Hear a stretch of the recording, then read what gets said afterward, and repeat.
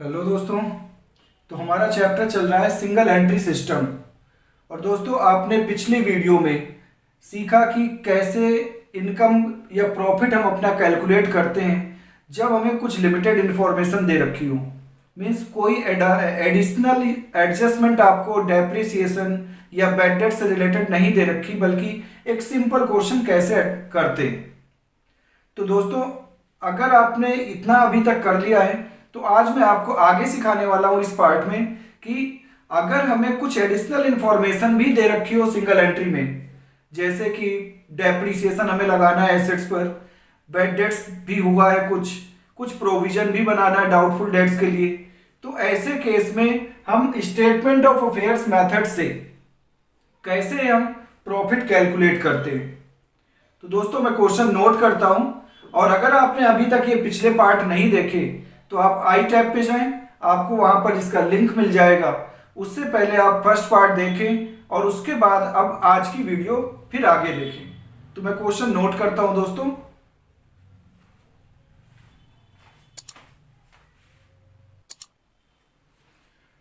तो दोस्तों, ये रहा क्वेश्चन आपके स्क्रीन पर। पहले क्वेश्चन पढ़ता हूं और उसके बाद फिर मैं आपको इसका सॉल्यूशन बताता हूं। दोस्तों, क्वेश्चन देखकर ही लग रहा होगा कि यहाँ पर ना केवल ओपनिंग क्लोजिंग बैलेंस है बल्कि कई सारी एडिशनल इंफॉर्मेशन है। तो इन सारी इंफॉर्मेशन से हमें अपने करंट ईयर का प्रॉफिट या लॉस पता करना है। और क्योंकि ओपनिंग और क्लोजिंग बैलेंस दिए हुए हैं, इसलिए हमें दो स्टेटमेंट ऑफ अफेयर्स, जिसे हम बैलेंस शीट कहते हैं, ओपनिंग और क्लोजिंग कैपिटल जानने के लिए हमें दो बैलेंस शीट भी बनानी पड़ेगी। बट मैं बुक के जैसा आपको लॉन्ग मेथड ना बताकर एक ऐसा मेथड बताता हूं जहां पर आपको कम कैलकुलेशन और स्टेटमेंट बनाकर सेम आंसर आपका आप निकाल सकते हैं। अब इस कॉन्सेप्ट को अच्छे से समझने के लिए दोस्तों, वीडियो को बीच में स्किप बिल्कुल मत करना, लास्ट तक देखना। आपको एडजस्टमेंट चाहे इतनी हो या इससे ज्यादा, आपको सभी तरीके के क्वेश्चन करने आ जाएंगे। ठीक है दोस्तों, तो बिना टाइम वेस्ट किए शुरू करते हैं सॉल्यूशन। तो हमें बनाने हैं दो स्टेटमेंट। पहले क्वेश्चन एक बार पढ़ देता हूं। क्वेश्चन है कि एक retailer had not kept proper books of account from the details given ascertain profit and loss for the year ended on March 31st 2021। एक रिटेलर है जिसने proper books of account maintain नहीं किया, means double entry system maintain नहीं किया, और उसने आपको यह इंफॉर्मेशन प्रोवाइड किया है, जो लिमिटेड इंफॉर्मेशन है उसके पास। और इससे हमें क्या क्या बनाना है, हमें एसर्टेन करना है प्रॉफिट और loss for the year ended on March 31st 2021। तो 2021 का प्रॉफिट पता करना है। साथ ही लिखा है also prepare statement of affairs, means आपको बैलेंस शीट भी बनाना है इस क्लोजिंग डेट की। तो दोस्तों, इसमें ओपनिंग बैलेंस शीट बनाने के लिए नहीं बोला गया, बट हम ओपनिंग बैलेंस शीट क्यों बनाएंगे, क्योंकि क्वेश्चन में हमें केवल एसेट्स और लायबिलिटीज दे रखा है, कोई कैपिटल नहीं दे रखा। और नीचे लिखा है कि drawing during the year amounted to ₹2400। Owner ने 2400 रुपए घर के लिए निकाले हैं। और हमें डेप्रिसिएट करना है फिक्सचर्स एंड फिटिंग, 10% डेप्रिसिएशन लगाना है। ₹600 इज इनरिकवरेबल फ्रॉम डेटर, 600 रुपए इनरिकवरेबल है। इसका मतलब क्या है, इसका मतलब है कि 600 रुपए बैड डेट्स हो गए, डेटर ने पैसे नहीं दिए। और लिखा है provide 5% for doubtful debts, doubtful debts का प्रोविजन भी आपको 5% बनाना है, किस पर, डेटर पे। और 200 रुपए का in respect of bills receivable, तो हमें बिल्स रिसीवेबल पर भी प्रोविजन बनाना है। तो दोस्तों, स्टार्ट करते हैं इसका सॉल्यूशन। तो हमें दो बैलेंस शीट बनाना है जिसे हम नाम देंगे statement of affairs, statement of affairs. ठीक है दोस्तों, ये हमारा ओपनिंग है। ओपनिंग मीन्स अप्रैल 1 का, अप्रैल 1 2020। थोड़ा जगह की शॉर्टेज है और हमें कैलकुलेशन ज़्यादा करना है, इसलिए मैं छोटा लिखने की कोशिश कर रहा हूं, बट आपको पूरा विजुअल होगा। ठीक है दोस्तों,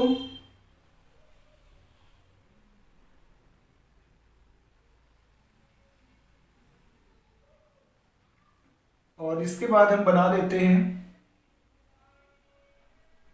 क्लोजिंग स्टेटमेंट ऑफ अफेयर्स, जिसमें हमें एडजस्टमेंट भी करनी है।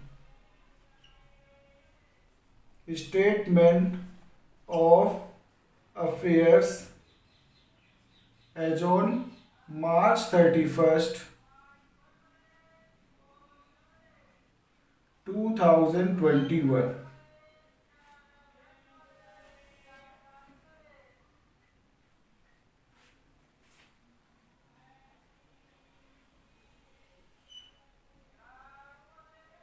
थोड़ा मैं छोटा बनाने की कोशिश कर रहा हूँ, छोटा लिखने की कोशिश करूँगा ताकि सारी स्टेटमेंट इतनी ही जगह में आ जाए। और फिर हमें बनाना है स्टेटमेंट ऑफ प्रॉफिट और लॉस। कोशिश करता हूँ पहले मैं इतना बनाने की, अगर इधर नहीं जगह हुई तो फिर इधर बनाऊंगा। तो दोस्तों आपको पता है कि बैलेंस शीट में क्या और किधर आता है। इधर हमारी लायबिलिटीज आती हैं, अमाउंट, और इधर हम बिजनेस की सारी एसेट्स दिखाते हैं और उसकी अमाउंट। ठीक है, स्टार्ट करते हैं सिमिलरली एसेट्स और लायबिलिटीज। तो ओपनिंग में हमारे पास स्टॉक इन ट्रेड ओपनिंग है 16,700। तो यहाँ स्टॉक इन ट्रेड बिजनेस के लिए एसेट्स है। तो ध्यान रखना है कि हमें ओपनिंग बैलेंस शीट में ये कोई भी एडजस्टमेंट ओपनिंग में नहीं दिखानी, बट ये सारी एडजस्टमेंट हम क्लोजिंग में जरूर दिखाएंगे। तो स्टॉक इन ट्रेड ओपनिंग हमारे पास 16,700, जबकि स्टॉक इन ट्रेड क्लोजिंग है 18,000। स्टॉक इन ट्रेड क्लोजिंग है 18,100। ठीक है, इसके बाद सन्ड्री क्रेडिटर है जो कि लायबिलिटी है। तो लायबिलिटी साइड में हम दिखाएंगे सन्ड्री क्रेडिटर।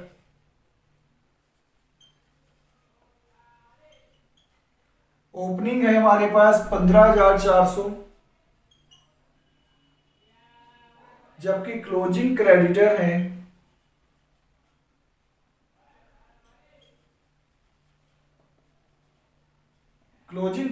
हमारे 19,200, 19,200। क्रेडिटर के बारे में कोई एडजस्टमेंट नहीं है। Sundry debtor 11,200।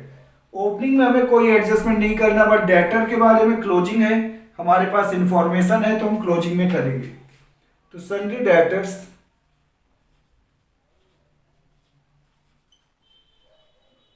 ओपनिंग में हमारे पास 11,200,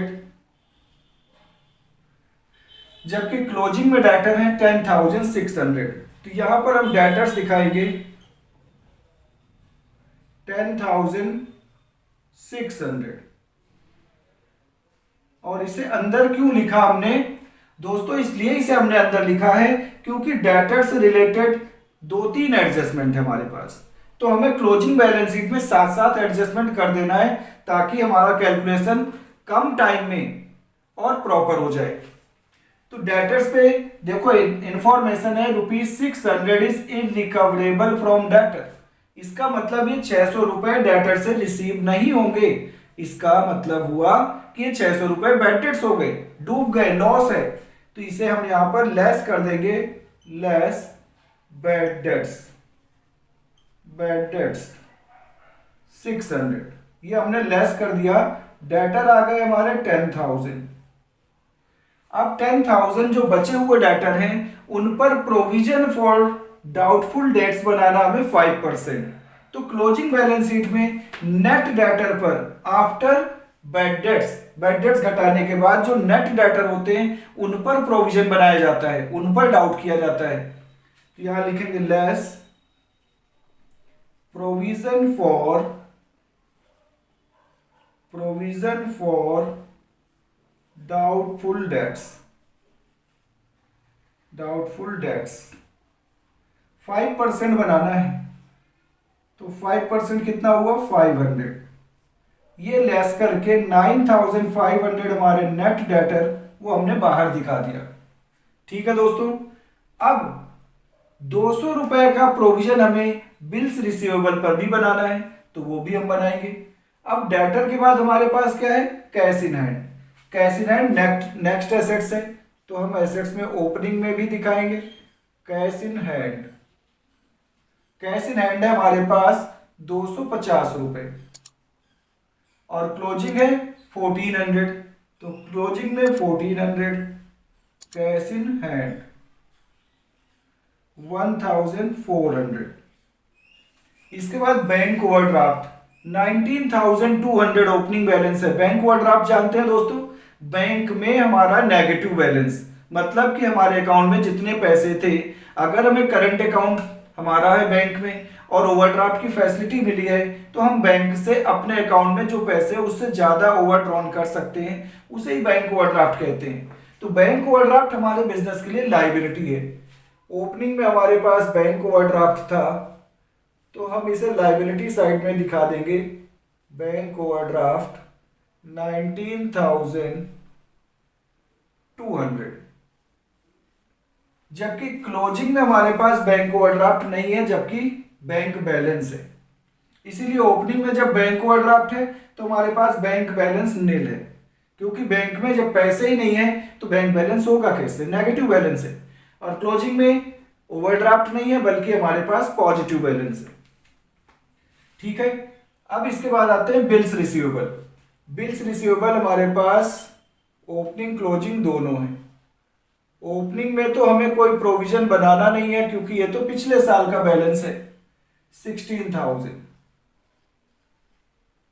जबकि क्लोजिंग में बिल्स रिसीवेबल हमारे हैं 5,000, और जिस पर ₹200 का हमें प्रोविजन बनाना है, तो क्लोजिंग बैलेंस शीट में बिल्स रिसीवेबल लिखेंगे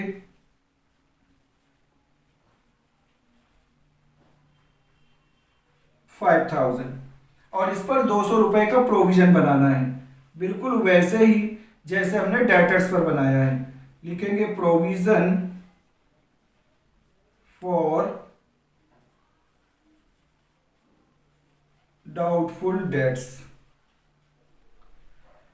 तो दोस्तों इसका साइज छोटा पड़ेगा, कितना प्रोविजन बनाना है, 200। हमने 200 माइनस कर दिए, तो आ गया हमारे पास 4,800।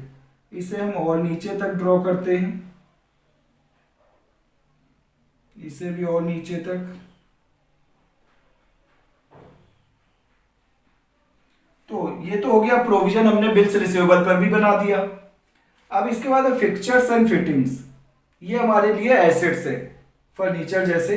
तो इसका ओपनिंग क्लोजिंग बैलेंस दोनों सेम दिया हुआ है, तो ओपनिंग बैलेंस को ओपनिंग में दिखा देंगे फिक्चर्स एंड फिटिंग्स। कितना है, 1,500। और यहां भी दिखाएंगे फिक्चर्स, जो कि फिक्चर्स एंड फिटिंग 1,500। अब दोस्तों देखो लिखा हुआ है कि depreciate fixtures and fitting by 10%, मतलब फिक्चर्स और फिटिंग पूरे साल यूज करने की वजह से उसकी कीमत 10% डाउन हो गई, जिसे हम डेप्रिसिएशन कहते हैं। तो ओपनिंग में कभी कोई डेप्रिसिएशन नहीं लगाना, जितनी भी एडजस्टमेंट है सब क्लोजिंग में करना है। तो यहां पर less depreciation at the rate 10%, तो 10% इसका डेप्रिसिएशन हुआ 150 रुपीज। 150 हमने माइनस कर दिया, तो 1,350 हमारे फिक्चर्स बचे हैं। इसके बाद दोस्तों मोटर वैन 1,900 की है, ओपनिंग में है केवल, क्लोजिंग में हमारे पास नहीं है, तो हम ओपनिंग में दिखाते हैं। मोटर वैन हमारी एसेट्स है 1,900, जबकि क्लोजिंग में हमारे पास मोटर वैन नहीं है, हमने बेच दिया होगा, सेल कर दिया होगा, तो क्लोजिंग में दिखाने की जरूरत नहीं है। और है फिर इसके बाद बैंक बैलेंस, तो बैंक बैलेंस भी हम दिखा देते हैं। बैंक बैलेंस ओपनिंग में तो है नहीं, बट क्लोजिंग में है, तो क्लोजिंग में हमें बैंक बैलेंस दिखाना है। कितना है, 2,900।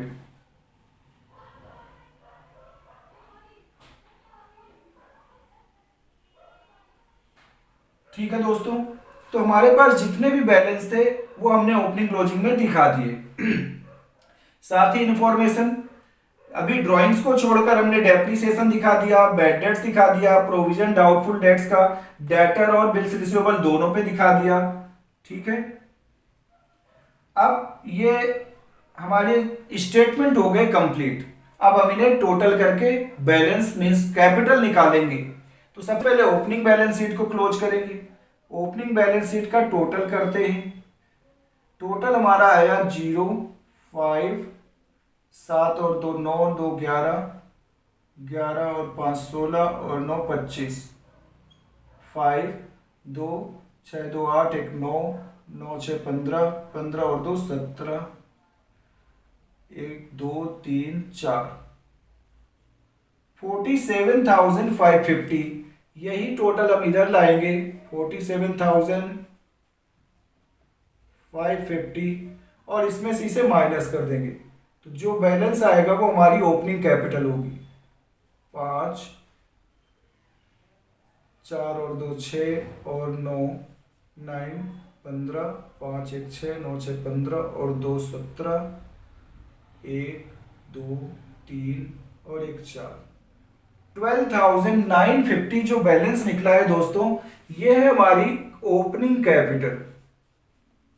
ये कैपिटल जानने के लिए ही हमने क्या किया, ये बैलेंस शीट बनाया था।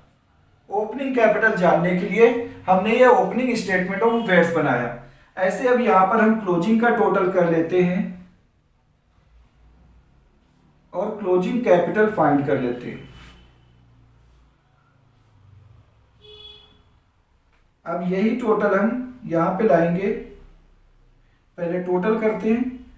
0 5 1 5 1 6 6 4 10 10 8 18 18 और 3 21 21 और 9 30, 3 8 3 11 11 और 9 20 1 21 और 4 25 26 और 2 28, 2 1 3 3, 38,050 रुपीज, 38,050 रुपये। यही टोटल इधर लाएंगे 38,050 रुपीज। इसमें से हमने ये माइनस कर देना है 19,200। तो हमारी क्लोजिंग कैपिटल हमें पता चल जाएगी 0 5 8 8 1, 18,850। तो दोस्तों ये हमारी आ गई क्लोजिंग कैपिटल, जिसे हम बोलेंगे एडजस्टेड। एडजस्टेड क्यों बोलेंगे दोस्तों, क्योंकि हमने सारी एडजस्टमेंट कर दिया है इसमें, इसलिए हमारी एडजस्टेड कैपिटल है। और क्योंकि हमने इसे बैलेंस के रूप में निकाला है, इसलिए हम बैलेंसिंग फिगर भी लिखेंगे। तो दोस्तों जब ओपनिंग और क्लोजिंग कैपिटल हमें पता चल गई, तो हमें अब पता करना है पूरे साल में हमें प्रॉफिट हुआ या लॉस। तो इसके लिए हम बनाते हैं यहां पे statement of profit and loss. Statement of profit और लॉस। तो दोस्तों इधर जगह कम पड़ गई, इसलिए मैं इधर बना रहा हूं। सबसे पहले दोस्तों हमें क्या चाहिए, क्लोजिंग कैपिटल, जिससे हमें स्टार्ट करना है। हम लिखेंगे capital at the end of year. Capital at the end of year, that is closing capital. तो दोस्तों क्लोजिंग कैपिटल हमारी कितनी आई है, 18,850। इसे हम यहां लिखेंगे 18,850। इसके बाद हमें क्या करना है, इसमें ड्राइंग्स ऐड करना है, और ड्राइंग्स आपको दे रखी है 2,400। तो ड्राइंग्स क्यों ऐड करते हैं दोस्तों, उसका क्या रीजन है, उसका सिंपल रीजन है कि अगर बिजनेसमैन ये ड्राइंग्स नहीं करता तो उसकी कैपिटल और भी ज्यादा होती। तो drawings made during the year, तो ड्यूरिंग द ईयर ड्राइंग्स कितनी किया 2400, वो हमने कर दिया प्लस। 8 और 4 12, 250, 8 और 2 10 और 1 11, 1 1 2, 21,250। अब दोस्तों अगर हमें एडिशनल कैपिटल इसमें दे रखी होती है इंफॉर्मेशन में, तो हम एडिशनल कैपिटल को लेस करते, less additional capital introduced, additional capital introduced हम लेस कर देते, जो कि यहां पर है ही नहीं। तो हमारे पास क्या है, फिर केवल ओपनिंग कैपिटल है हमारे पास, तो ओपनिंग कैपिटल को हम यहां लेस कर देंगे, तो प्लस में आता है तो प्रॉफिट, माइनस में आता है तो लॉस। तो less capital at the beginning, capital at the beginning मतलब ओपनिंग कैपिटल, ओपनिंग कैपिटल को हम यहां पर लेस कर देते हैं 12,950। तो दोस्तों कितना आया, 0 0 3 8 और 0। 8,300 हमारा पॉजिटिव बैलेंस आया। शायद आपको नहीं दिख रहा इधर, तो मैं इसे नीचे का दिखाने की कोशिश करता हूं आपको। 8,300। तो दोस्तों ये 8,300 क्या आया है, प्लस में आया, इसलिए ये हमारा प्रॉफिट है। और अगर माइनस में आता तो हम इसे लॉस बोलते। तो हम लिखेंगे profit made during the year, during the year. तो दोस्तों कैसी लगी ये वीडियो आपको, क्या कॉन्सेप्ट आपको अच्छे से समझ आई? और अगर आपने अभी तक हमारे चैनल को सब्सक्राइब नहीं किया तो दोस्तों सब्सक्राइब कर लें। सब्सक्राइब करने का कोई पैसा नहीं लगता, बट आपके सब्सक्राइब करने से और वीडियो अच्छी लगी, समझ आया, लाइक करने से क्या होता है, हमारा मोटिवेशन बढ़ता है, हमें और मन करता है कि और अच्छी से अच्छी वीडियो आपके लिए बनाएं। तो दोस्तों अगर आपको ये वीडियो अच्छी लगी है तो आप वीडियो को लाइक करें, अपने दोस्तों में शेयर करें, उन लोगों तक भी पहुंचाएं जो लोग कोचिंग अफोर्ड नहीं कर सकते। और अब हम अगली वीडियो नए मेथड के साथ सिंगल एंट्री की करेंगे, जिसमें हम सीखेंगे कि कैसे सिंगल एंट्री सिस्टम को हम डबल एंट्री सिस्टम में कन्वर्ट करते हैं, कैसे डबल एंट्री सिस्टम में जाकर इसी डाटा से हम फाइनल अकाउंट बनाते हैं डबल एंट्री सिस्टम में। तो दोस्तों वो वीडियो कल आ रही है, आप तब तक इसकी प्रैक्टिस करें और अगले पार्ट, अगली वीडियो को बिल्कुल मिस मत करें, क्योंकि वो बहुत ज्यादा इंपॉर्टेंट है कि how to convert single entry system into double entry system. Okay दोस्तों, थैंक यू एंड जय हिंद, टेक केयर।